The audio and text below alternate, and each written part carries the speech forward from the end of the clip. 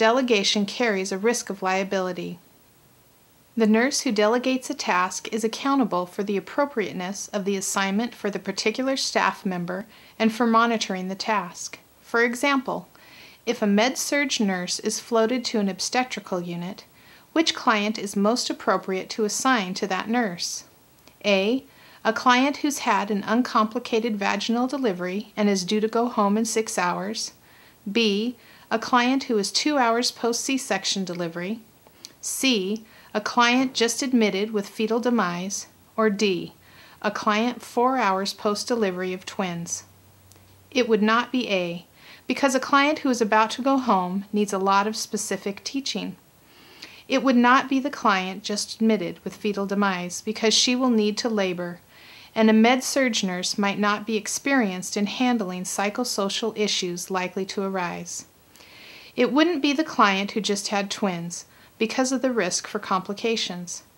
The best choice is B, the client 2 hours post C-section delivery.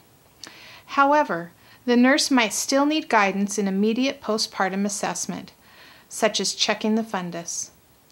Conflict is an inevitable part of professional life.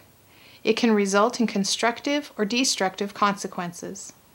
Conflict can stimulate growth, as dealing with conflict promotes open and honest communication. Conflict that is handled positively can benefit the healthcare team by increasing cohesion and commitment to goals, facilitating understanding, promoting problem solving, motivating change, and stimulating creativity. Negative consequences of conflict are divisiveness, rivalry, misperceptions, distrust, frustration, and dissatisfaction with the outcome. There are 3 types of conflict. Intrapersonal conflict occurs within an individual in situations involving a choice between mutually exclusive alternatives. Interpersonal conflict involves 2 or more people who do not share the same perspective, views, or attitude in a given situation. Organizational conflict among individuals or groups in an organization involves confronting policies and procedures, staff, authority, and behavior and communication within that organization. Conflict can be approached in a variety of ways. The approach depends on the specific type of conflict, but the optimal outcome is finding a win-win solution for all involved. Several approaches can be taken with any conflict. Competing involves one party seeking to win regardless of the cost to others. Compromising involves each party giving up something. Accommodating involves one person sacrificing a belief or goal so that the other person can win. Using avoidance, both parties are aware of the conflict but choose not to acknowledge it or to resolve the conflict. When using suppression, one party attempts to reduce the emotions involved without resolving the conflict. Collaboration, the only approach that will generate a win-win outcome, involves both parties working together to establish a common goal. Let's look at a common real-life situation. A charge nurse approaches one of the staff nurses near the end of the shift and says, "The nurse who is going to take over for you at the end of your shift is ill today. I need you to work an extra shift." The nurse replies, "My children are attending a program at school tonight and I have to take them there, so I can't work extra hours today." Using competition, the nurse must win and the charge nurse loses. The nurse would take an assertive approach and refuse to stay over. The charge nurse would then have to find someone else to work the extra shift. In this case, either another nurse would be found to work, or the nurses on the next shift would have to assume the extra workload, which might place all of the clients on the unit at risk because of inadequate staffing. If the nurse decides to accommodate the charge nurse's request, then the children will either miss the program or the nurse must find someone else to take the children to the program. The nurse might feel resentful throughout the entire shift. The nurse might be unable to use avoidance or suppression in this situation because the charge nurse has power. The nurse cannot avoid the situation. If the nurse leaves at the end of the shift with no replacement, the clients would be placed in danger and the nurse would be charged with desertion.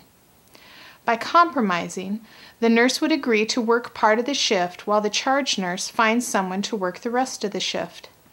This could result in a win-win situation where both parties are satisfied with the outcome. Using collaboration also results in a win-win situation. Although collaboration is ideal, it is not always realistic due to time constraints. The nurse and the manager could work together to find a colleague willing to work the extra shift. All employees share responsibility with the manager to refuse to allow unethical and unprofessional behavior from coworkers and to speak out and act appropriately when such problems arise. Nurses are often the first to recognize when a coworker is unmotivated or unprepared to provide the expected client care. Sometimes the solution is to make the coworker aware of the standard of care expected, either through education or by directing the person to the appropriate guidelines. What actions should a nurse take when she observes another nurse acting inappropriately and smelling of alcohol? She should report the situation to the charge nurse or to the supervisor. The steps in performance appraisal are similar to those of the nursing process. The first step is data collection. For an annual review, this includes reviewing the thoroughness of the employee's documentation and medical records, numbers and nature of incident reports, involvement in quality improvement efforts, and continuing education. Nurses are also involved in performance appraisal as peer reviewers and by self-review. Preparation involves comparing the employee's performance with the person's job description. Both positive behaviors and areas needing improvement should be documented. During the interview, privacy must be maintained. The employee is encouraged to become involved in problem solving and in recommending methods for self-improvement. A mutual plan of action is developed and a time frame for the evaluation is established. Nurses use similar processes in documenting and preventing unsafe practice. Unsafe practice by coworkers involves careful documentation of objective data.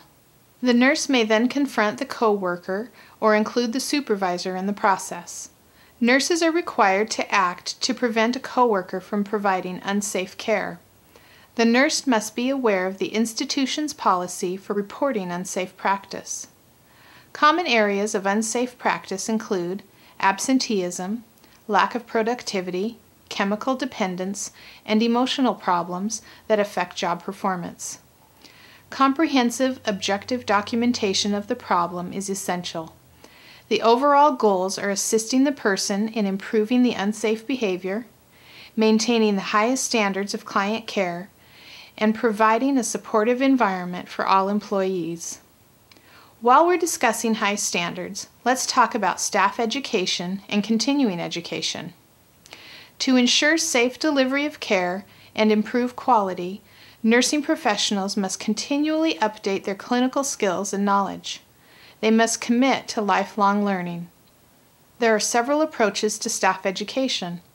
In-service education helps nurses perform necessary skills in the work setting.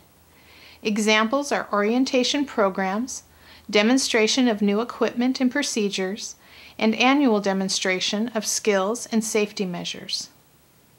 Continuing education activities are organized, planned learning experiences designed to increase the knowledge and skills necessary for competency-based practice.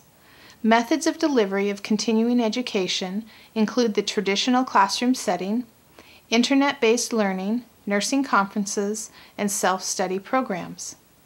Many states require documentation of a certain number of continuing education hours to maintain licensure. Professional certifying bodies for specialized areas also mandate continuing education for certification. Academic education can also be used for certification. This is formal education, usually within a college or university setting. When contemplating a program for continuing education, the nurse should consider several factors. The source should be an accredited continuing education provider.